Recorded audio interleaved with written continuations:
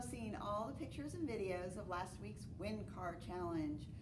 To see the photos and videos, make sure you check out the Bay County Public Library Facebook page. Now it's time for a new challenge. This week's challenge is to build a bridge. I made this bridge for the goats to cross the river in the book The Three Billy Goats Gruff. I can't wait to see what you come up with. Again, we use stop motion photography to show you how our bridge was built. If you want to learn more about stop motion photography, make sure to check out the STEAM program with Kyle from the Panama City Beach Library on July 8th at 2 p.m.